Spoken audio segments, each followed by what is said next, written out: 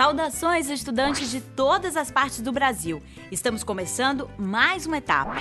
Este é o segundo ano do ensino médio de Geografia. O nosso país é muito grande. Cada região tem características específicas no relevo, no clima, na vegetação e na hidrografia. Fique atento, porque você vai aprender sobre tudo isso. Muitos brasileiros saem da cidade onde nasceram para buscar melhores condições de vida em outros lugares. Esse fenômeno é chamado de migração.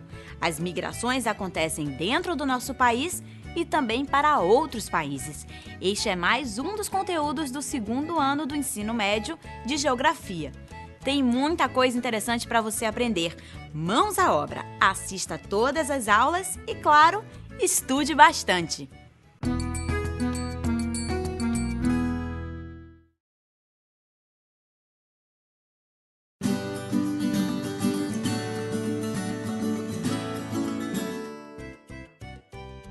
Olá, pessoal! Hoje vamos falar sobre as etnias que formaram a população brasileira. Os principais grupos étnicos que formaram nosso povo foram os brancos portugueses, os negros africanos e os índios nativos. O processo de miscigenação foi rápido e deu origem a um povo mestiço. Com o tempo, outros grupos de imigrantes se integraram ao mosaico de etnias, que passou a ser um traço cultural do Brasil.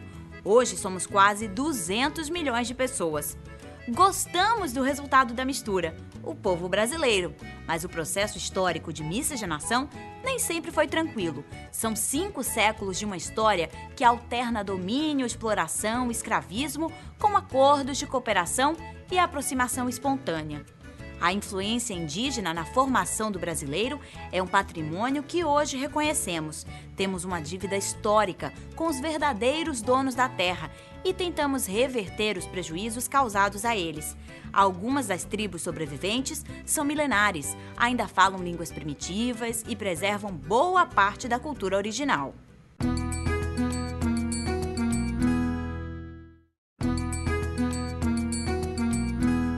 A relação dos índios com os portugueses nem sempre se estabeleceu de forma pacífica.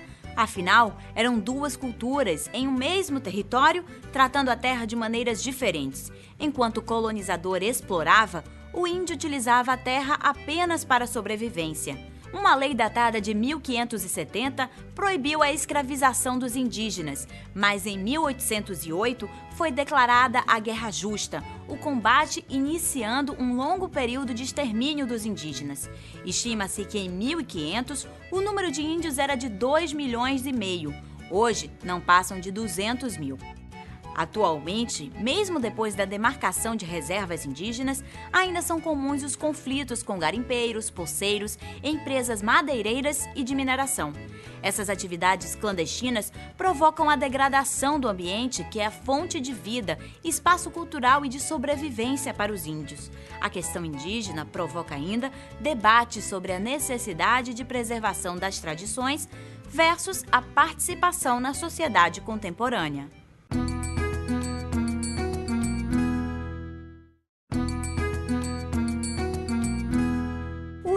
O verdadeiro dono da terra, foi expulso e impedido de continuar no caminho dele, levado por acontecimentos e argumentos que não conseguiu e ainda não consegue derrubar.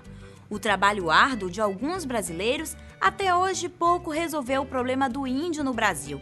Mas os esforços e a luta continuam e o índio não pode ser reconhecido somente com um dia no calendário. Dados da Fundação Nacional do Índio, a FUNAI, indicam que vivem no país 206 povos indígenas. Existem 554 áreas indígenas, que correspondem a cerca de 94 milhões de hectares, 11% do território nacional. Estima-se também que haja em torno de 50 grupos que nunca fizeram contato com a nossa cultura. A maior parte das aldeias indígenas está nas regiões Norte, Nordeste e Centro-Oeste do Brasil. Alguns desafios da questão indígena no país são: como equacionar a tecnologia com as tradições? Como dosar a exploração econômica com a preservação? Reflita sobre o tema e até a próxima. A gente se vê. Tchau!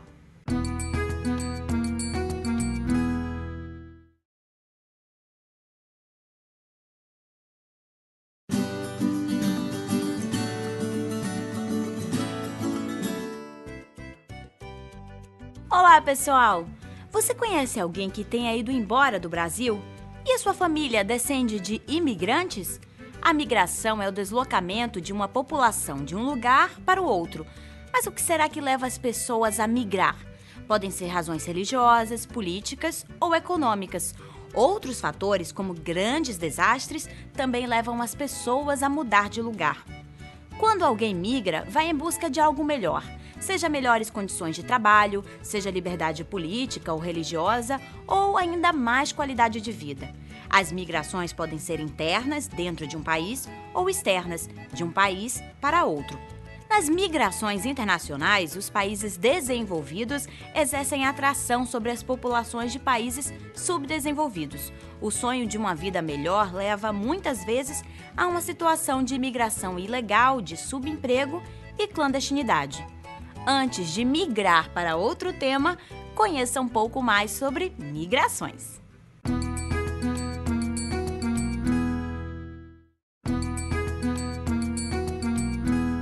Imigrante ou emigrante?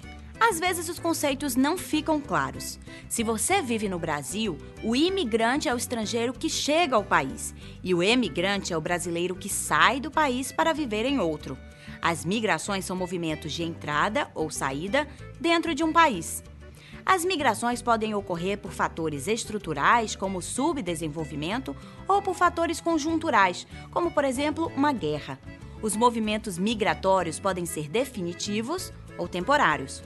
Como exemplo de migrantes temporários, podemos citar os ciganos. Eles se estabelecem em um local durante um determinado tempo e depois se mudam. Os grupos imigrantes portugueses, italianos, japoneses e tantos outros que vieram colonizar o Brasil são exemplos de migração definitiva. Vieram para ficar. Mas em muitos lugares, hoje em dia, os imigrantes não são bem vistos. Você sabe por que isso acontece?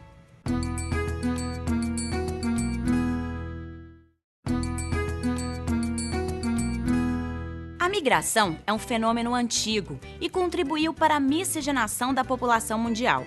Mas o deslocamento das pessoas para dentro ou para fora de um país causa grandes modificações nessas populações e consequentes mudanças culturais. Se o povo migra, a cultura também migra. Atualmente, a imigração é um problema complexo na Europa e nos Estados Unidos. Imigrantes de todo o mundo subdesenvolvido acorrem às regiões mais industrializadas do planeta. Se, por um lado, os imigrantes aceitam trabalhos menos qualificados que as sociedades desenvolvidas não querem mais, por outro lado, disputam colocações com a população local. Essas pessoas acabam não querendo mais voltar para os países de origem. Assim, o que antes era apenas um problema econômico passa a ser um problema social. Agora, no Brasil, será que acontecem mais imigrações ou emigrações? Quais são os fatores que causam esse movimento? Pesquise mais e forme uma opinião sobre o assunto. A gente se vê! Tchau!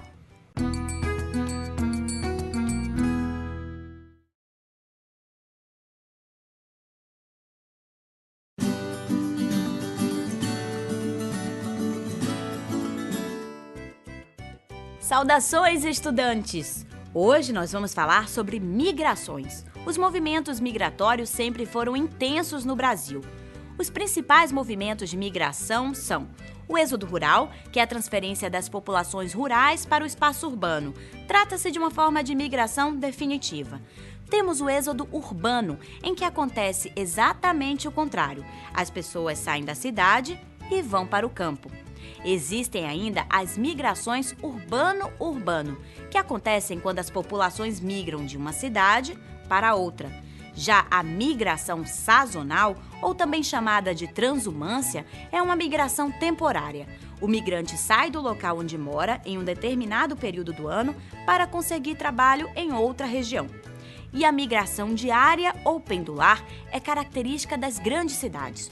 Os trabalhadores saem de casa todos os dias para trabalhar em lugares distantes e, no final do dia, voltam para casa.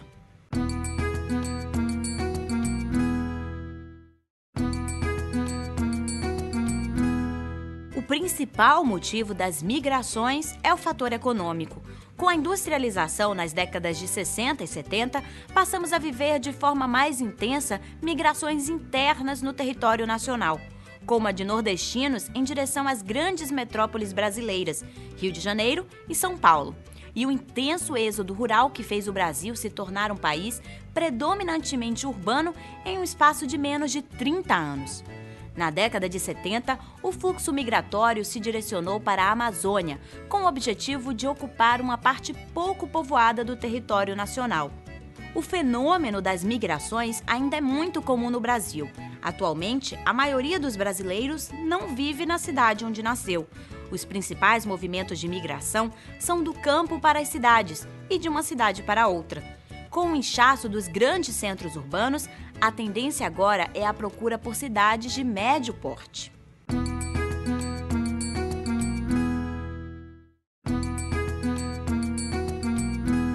No Brasil, existem regiões de emigração, como as regiões Sul e Nordeste, e regiões de imigração, que são o Sudeste, o Centro-Oeste e o Norte.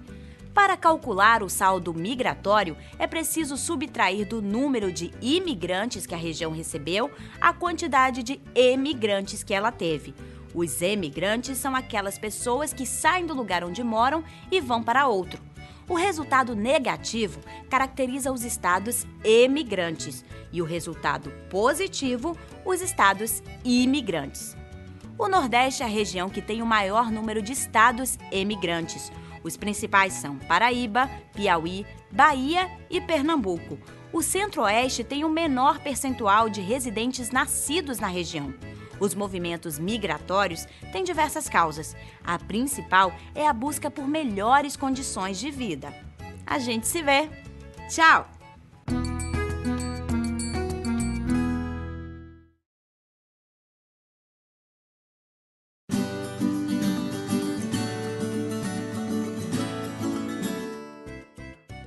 Olá, alunos! Quando se fala em atividades econômicas e mercado de trabalho, é comum ouvir as expressões população economicamente ativa e população ocupada.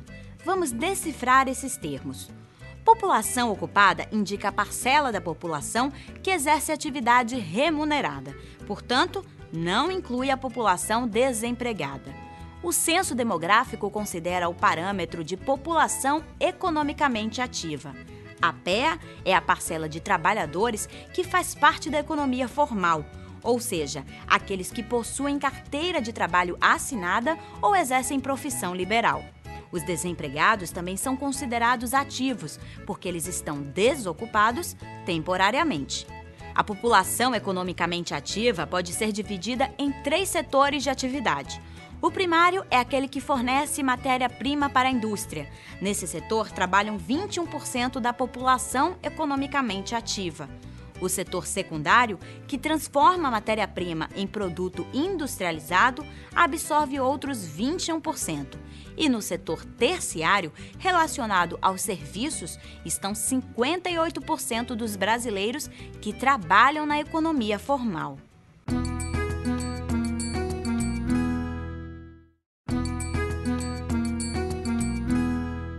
Quando a base da economia de um país é a exportação de matérias-primas, este país está relacionado ao setor primário. Se um outro país exporta tecnologia industrial, ele deve ser associado ao setor secundário.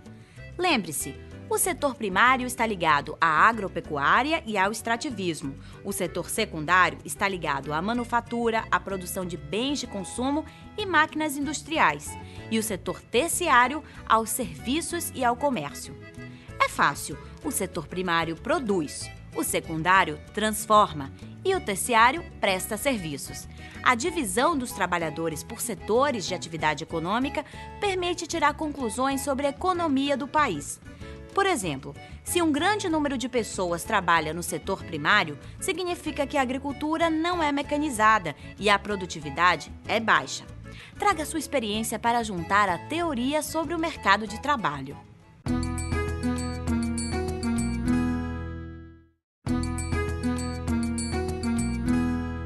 Nos países subdesenvolvidos, uma parcela considerável da população se encontra em subempregos. Essas pessoas fazem parte da chamada economia informal, ou seja, exercem atividades não regulamentadas.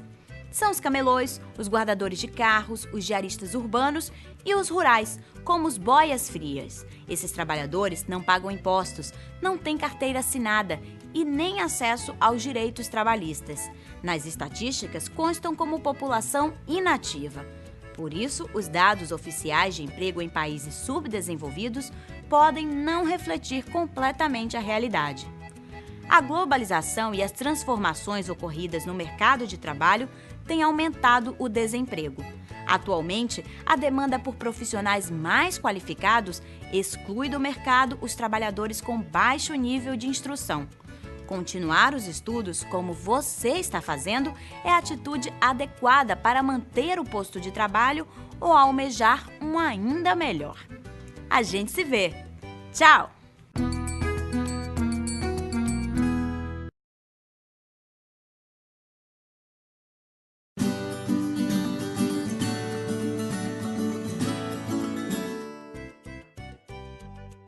Olá! Em cada época, o crescimento da população apresenta características específicas. Chamamos isso de dinâmica demográfica. No início da contagem da população, o censo constatou que a humanidade crescia de forma lenta. A natalidade crescia, mas o número de mortes também era muito grande.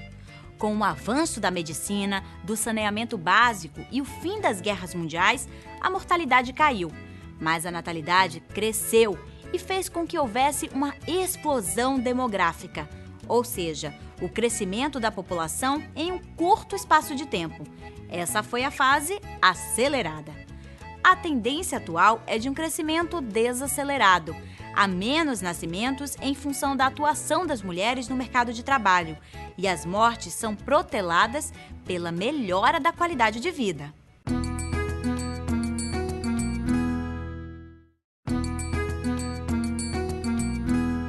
O estudo da demografia envolve a interpretação de gráficos e o entendimento de termos específicos. O aumento da população acontece quando o crescimento vegetativo é positivo, ou seja, quando nascem mais pessoas do que morrem ou quando entram imigrantes no país.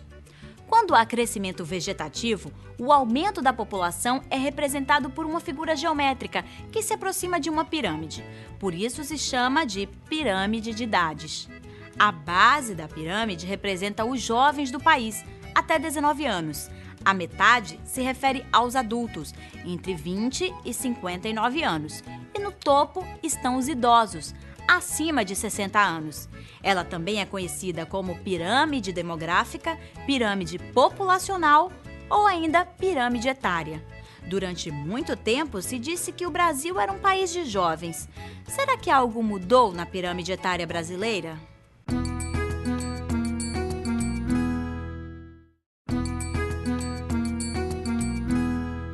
O Brasil passou por diversas formas de crescimento populacional. Primeiro foi uma fase de crescimento lento, depois um período em que a população aumentou de forma rápida. E hoje, o país vive um crescimento desacelerado. O Brasil já experimentou as duas formas de crescimento demográfico, pela entrada de imigrantes e pelo crescimento vegetativo. Atualmente, somos um país emigratório. Saem mais pessoas do país do que chegam. Portanto, é o nascimento de crianças o fator predominante de crescimento populacional. Lembre-se, quanto mais alta a pirâmide demográfica, maior é a expectativa de vida. Consequentemente, as condições de vida da população também são melhores. Quanto mais desenvolvido é o país, maior será o equilíbrio entre as faixas etárias. Quais as consequências das mudanças na pirâmide etária para a vida de um país? Pense um pouco sobre o assunto. A gente se vê. Tchau!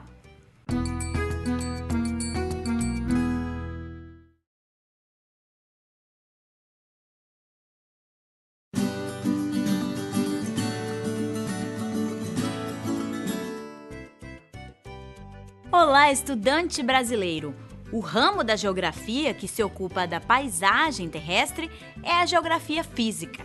Ela abrange hidrografia, solo, relevo, clima e vegetação.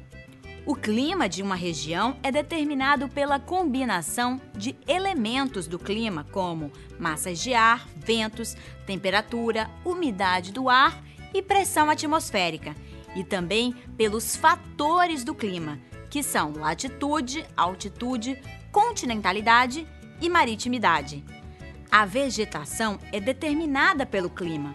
O norte do Brasil tem clima equatorial e, com ele, a floresta amazônica. No Nordeste semiárido, a vegetação é a caatinga, adaptada à seca. O Centro-Oeste é o lugar do cerrado, a savana brasileira. No Sudeste está a Mata Atlântica. O clima é tropical de altitude, quente e úmido. A região Sul fica numa zona de transição climática. O clima é o subtropical. A vegetação é formada pelos campos e por matas de araucária, onde o relevo é mais elevado.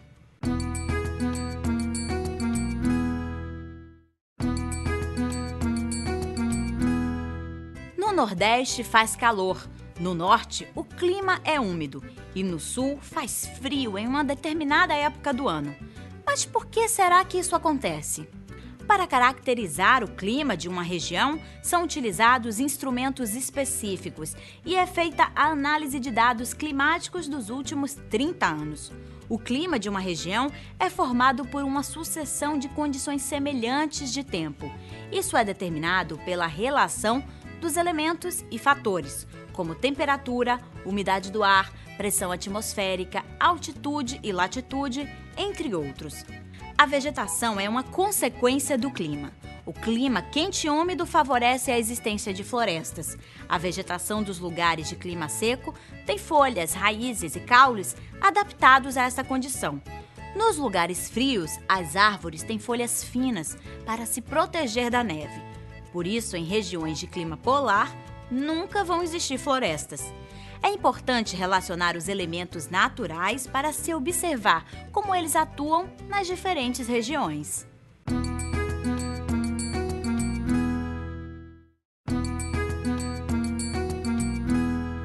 As diferentes paisagens naturais da Terra estão distribuídas em 3 zonas climáticas: zona polar, temperada e tropical ou intertropical. A zona polar fica nas regiões com altas latitudes, próximas aos círculos polares do norte e do sul.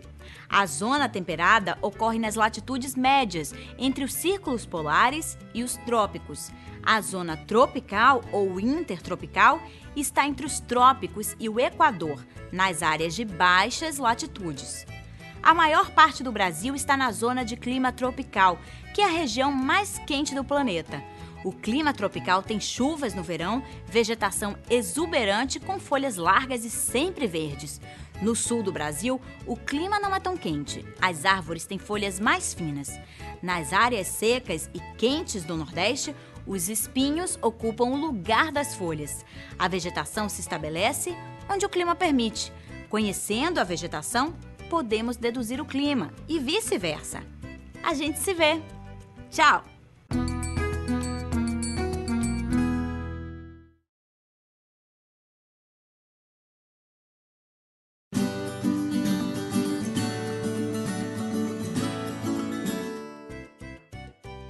Olá, estudantes de todas as partes do Brasil!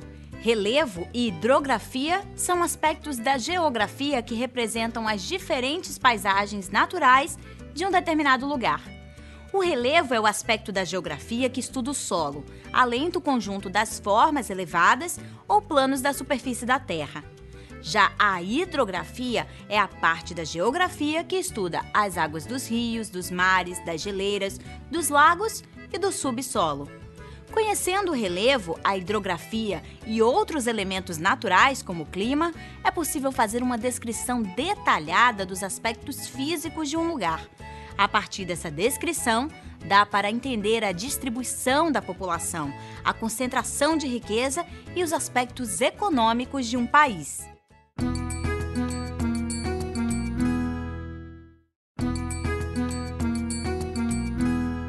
O estudo do relevo leva em consideração o tempo geológico, ou seja, tudo o que aconteceu em um passado distante e que ajudou a formar as paisagens de hoje.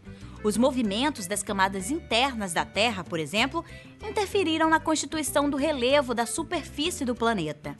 O relevo do nosso país é dividido em 3 categorias: planalto, planície e depressão. Os planaltos surgiram através da erosão causada pelo vento e pela água. As planícies são áreas planas e baixas. Já as depressões são regiões mais baixas do que as áreas ao redor. As águas também modelam o relevo. A rede hidrográfica brasileira é formada por vários rios, que dependem da chuva para se abastecer. A principal utilização deles é como fonte de energia.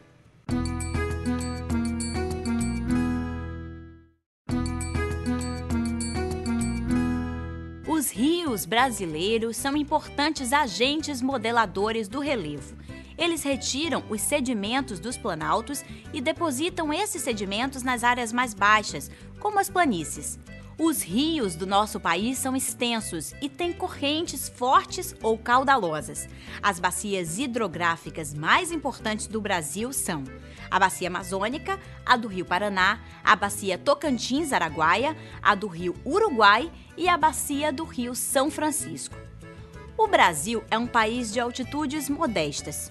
Quase metade do nosso território está em altitudes entre 200 e 600 metros, 40% em altitudes abaixo de 200 metros e apenas 12% em altitude entre 600 e 900 metros.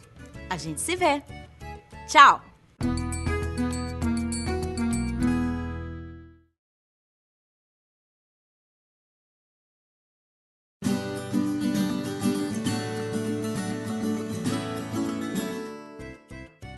Olá! Vamos falar de regionalização. O território brasileiro pode ser regionalizado a partir dos elementos naturais. Uma região natural corresponde a extensas áreas onde existe a concentração de um elemento natural específico. O Brasil tem a extensão de um continente, o que favorece a ocorrência de diferentes tipos de vegetação e clima. O geógrafo Aziz Absaber chama isso de domínios morfoclimáticos. Aspectos de solo, clima, relevo, vegetação e hidrografia contribuem para formar conjuntos naturais ou domínios morfoclimáticos. A dinâmica que se desenvolve entre os fatores morfoclimáticos vai determinar as diferentes paisagens brasileiras.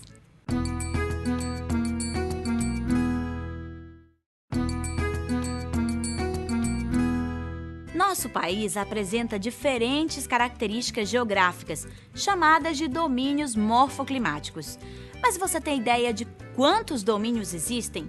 São 6 grandes domínios: o amazônico, o da Caatinga e o do Cerrado. E também os domínios de mares de morros, das araucárias e das pradarias.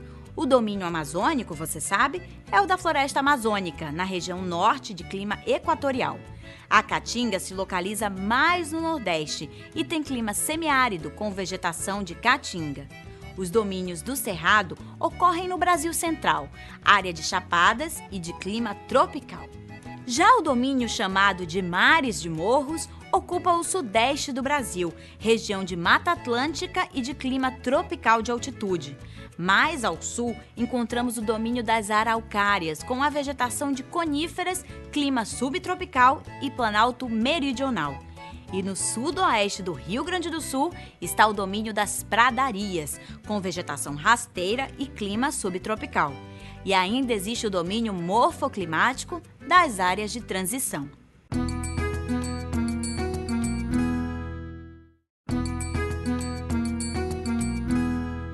Os domínios morfoclimáticos são definidos a partir das características de clima, relevo, solo, hidrografia e vegetação. E devido à extensão territorial do Brasil, é possível delimitar 6 regiões de domínios morfoclimáticos.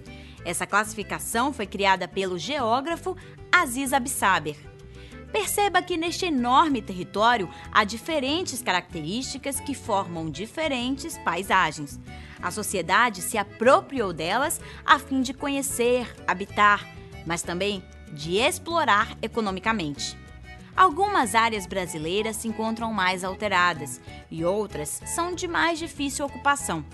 Toda essa diversidade geográfica precisa ser conservada e preservada. Conhecendo melhor as nossas diversas realidades, temos mais argumentos para defender a terra em que vivemos e que queremos deixar de herança. A gente se vê.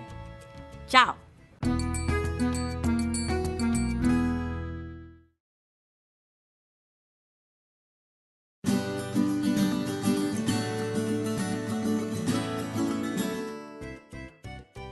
Olá! O que será o amanhã? Responda quem puder, diz a canção. Sabemos que preservar o meio ambiente hoje é a única atitude possível se quisermos ter um amanhã no nosso planeta azul. No Brasil, a consciência ambiental começa a ganhar destaque a partir da década de 1980, com a redemocratização. Surgem mais grupos ambientalistas que alertam para o perigo da poluição e do esgotamento dos recursos naturais. O Código Ambiental Brasileiro é anterior, de 1965, mas foi a Constituição de 88 que consolidou na legislação a necessidade de preservação ambiental. No ano seguinte, foi criado o Instituto Brasileiro do Meio Ambiente, o IBAMA, órgão responsável pela implantação da política de preservação e pelo monitoramento das áreas naturais. Foi regulamentada também a Lei de Crimes Ambientais, que prevê punições para uma variedade de infrações, desde a pesca em local proibido até o desmatamento.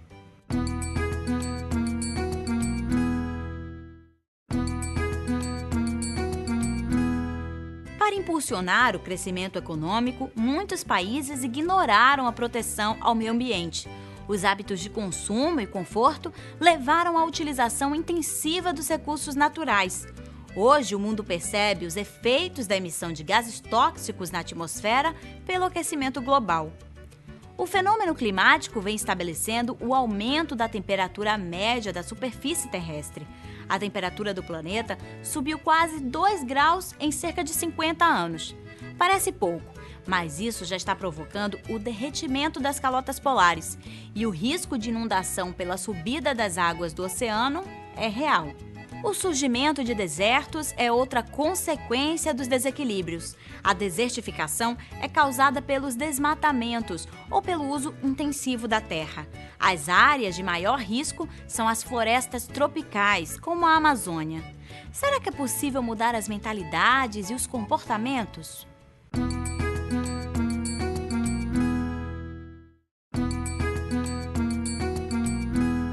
Até hoje, só conhecemos um planeta habitável, a Terra. E o planeta está mostrando que não consegue se renovar com a mesma intensidade que a humanidade utiliza os recursos naturais. Quando passamos a conhecer cientificamente as relações entre os seres e o meio ambiente, é que compreendemos os danos que nossa ação causa no planeta. A grande lição é que na natureza tudo está interligado e em perfeito equilíbrio. Interferir é mudar esse arranjo. Interagir é dar condições para que esse equilíbrio se restabeleça. Não temos mais como fazer cara de paisagem. Este é um assunto que nos diz respeito diretamente. Só um modelo responsável de utilização dos recursos do planeta pode preservar os interesses das gerações futuras. Lembre-se disso na hora de votar, de avaliar um governo ou de preparar o lixo doméstico. A gente se vê. Tchau!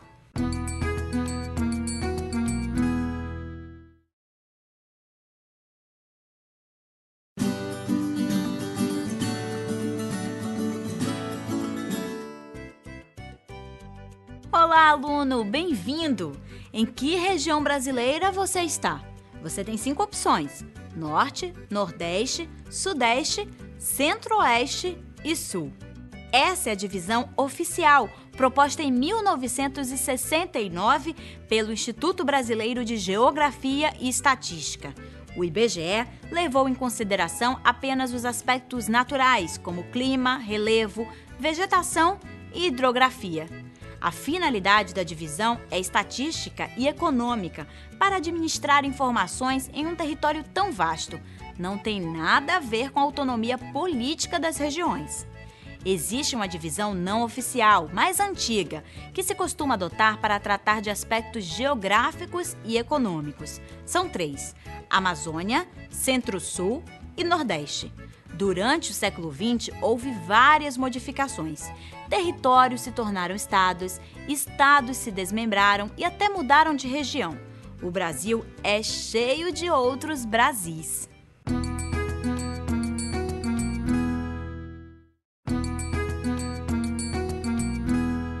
O critério adotado para a divisão geográfica do Brasil levou em conta os aspectos naturais e as semelhanças físicas entre os estados.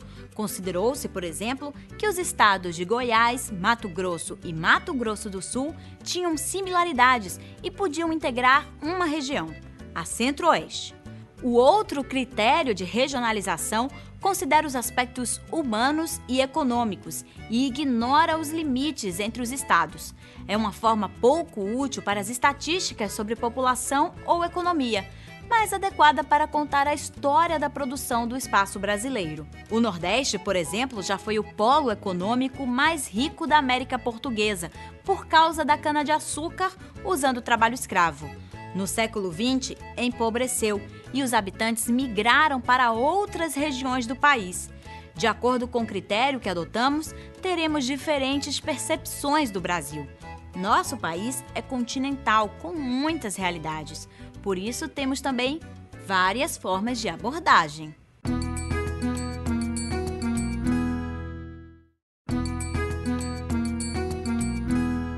Os 2 critérios de regionalização resumem as principais características naturais e humanas do país. O critério das regiões naturais do Instituto Brasileiro de Geografia e Estatística, o IBGE, apresenta diferenças entre as regiões e a variedade interna de paisagens. O critério geoeconômico registra as desigualdades sociais e econômicas entre as regiões. O Nordeste tem recursos econômicos e humanos que apontam caminhos para superar a pobreza.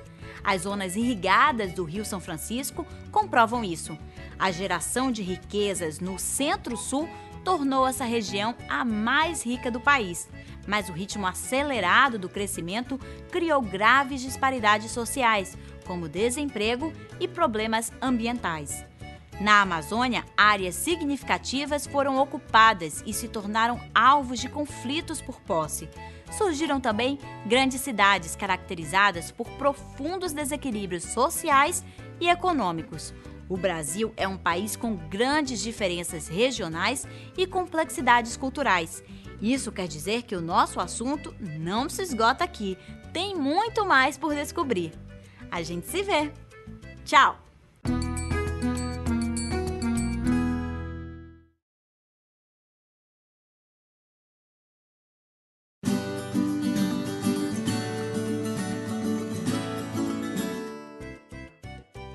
Olá, pessoal! A geopolítica busca interpretar os fatos da atualidade e do desenvolvimento político dos países, tendo como parâmetro as informações geográficas. Ela visa também compreender e explicar os conflitos internacionais e as questões políticas. Cada país tem diferentes aspectos geopolíticos e econômicos. Nos aspectos geopolíticos, os países são considerados capitalistas ou socialistas, mas antes os países eram classificados de outra maneira.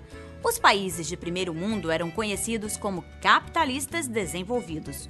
Os países do segundo mundo eram os socialistas e os países do antigo terceiro mundo eram os capitalistas subdesenvolvidos.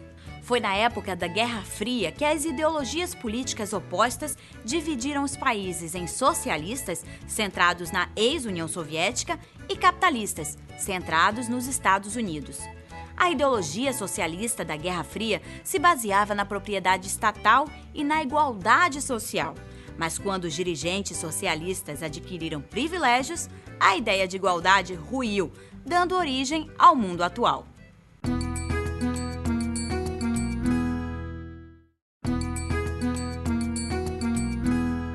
Antes da Guerra Fria, a conquista de espaços gerava poder. Porém, quando não havia mais terras a serem conquistadas e as colônias já eram independentes, o poder estava no convencimento ideológico, capitalista ou socialista. Do lado oeste, os Estados Unidos comandavam com a ideologia capitalista e a propriedade privada dos bens de produção. Do lado leste, a União Soviética defendia o socialismo. Este foi o chamado conflito leste versus oeste.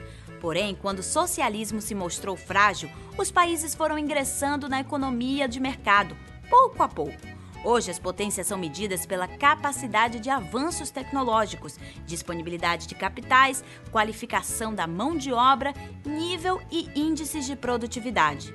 Dessa forma, o capitalismo ganhou mais força. Agora, a divisão se dá desta forma: desenvolvidos no norte e subdesenvolvidos no sul. A nova ordem mundial é econômica e não ideológica. A linha da globalização econômica agora divide o planeta em ricos ao norte e pobres ao sul. Uma linha imaginária, é claro, porque existem países ao sul que são ricos e países pobres ao norte.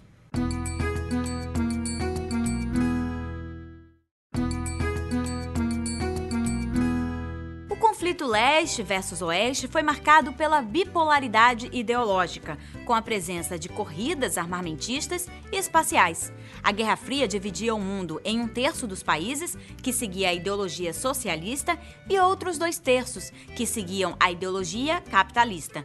O mundo pós-Guerra Fria é marcado pela capacitação econômica. Com este novo modelo de divisão baseado na economia, fica mais fácil reconhecer os padrões de poder que movem a geopolítica mundial e explicam a ascensão do Japão e da Alemanha à posição de grandes potências.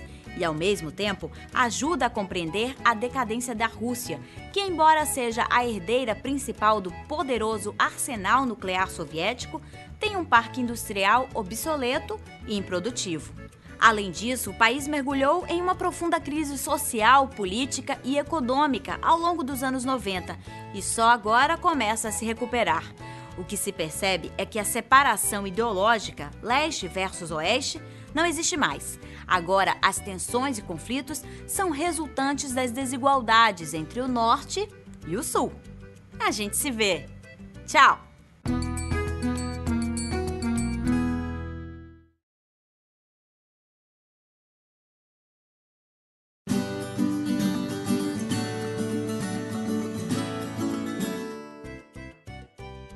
Olá, pessoal! Como os países se relacionam no aspecto econômico? Basicamente, através das trocas comerciais, da compra e da venda de mercadorias. Mas o que cada país tem de riqueza para oferecer? Os países desenvolvidos, especialmente os países da Europa, foram o berço da primeira revolução industrial, no século XVIII. A partir daí, desenvolveram a tecnologia industrial, o que de melhor os países ricos têm a oferecer atualmente. Enquanto os países subdesenvolvidos são basicamente exportadores de produtos primários. Hoje, na realidade de um mundo globalizado, quem desenvolve tecnologia tem mais capital e mais poder. Países desenvolvidos como Alemanha, Estados Unidos, Japão e Canadá dominam pela alta tecnologia os países subdesenvolvidos, como o Brasil e os países da África. Alguns países negociam individualmente e outros formam blocos supranacionais, como o Mercosul. É a mundialização do capital em busca do lucro. Seguindo nesse estudo, é importante analisar como os países negociam e quais são os principais parceiros comerciais do Brasil.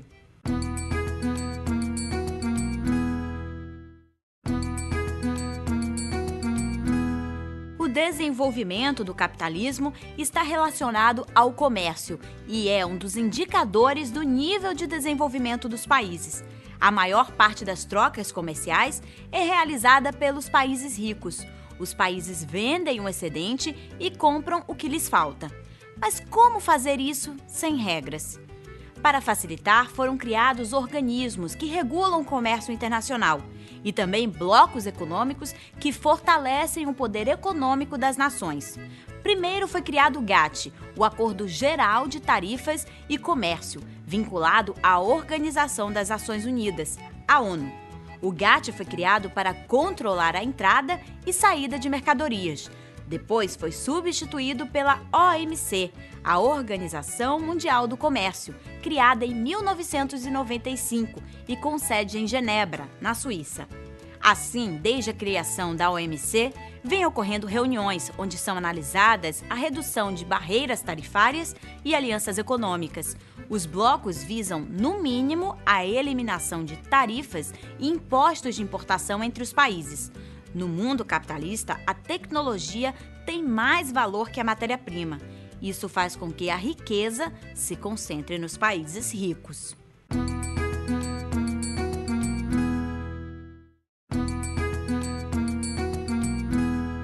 O comércio mundial visa o lucro e se estrutura através de acordos e associações. A OMC, Organização Mundial do Comércio, e o Banco Mundial, ou BIRD, criaram um sistema de normas consagradas para garantir uma concorrência livre e leal entre os países ou blocos. O Banco Mundial financia o capital para os países integrantes da instituição crescerem economicamente e também investe em ações contra a pobreza no mundo. Hoje, nenhum país do mundo é autossuficiente no aspecto econômico e é para suprir as necessidades de cada país que existe o comércio internacional. As regras da OMC têm como objetivo desenvolver um maior fluxo de mercadorias e serviços. A redução de barreiras alfandegárias visa garantir mercados abertos. Os blocos econômicos ampliam as relações comerciais entre os parceiros, entre eles a União Europeia, o Mercosul e o NAFTA. A União Europeia é o bloco mais completo. É uma união monetária, econômica, mercado comum, zona de livre comércio e união aduaneira. Você acredita que os blocos econômicos estão diminuindo as desigualdades no mundo globalizado? A gente se vê. Tchau!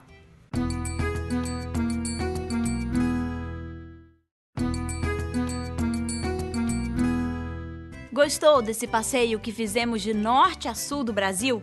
Aposto que sim, porque você com certeza aprofundou seus conhecimentos sobre os aspectos naturais do nosso país. Portanto, coloque em prática o que você aprendeu. Quando viajar pelo Brasil, observe o clima, a vegetação e o relevo de cada lugar. E fique atento, a globalização e a política do mundo atual são temas muito importantes e que afetam o cotidiano de toda a população. Essas questões interferem no comércio, na economia e nas relações internacionais do nosso país. Você chegou ao fim de mais uma etapa. Que bom que você venceu mais esse desafio. Viu como se dedicar aos estudos vale a pena? Continue assim!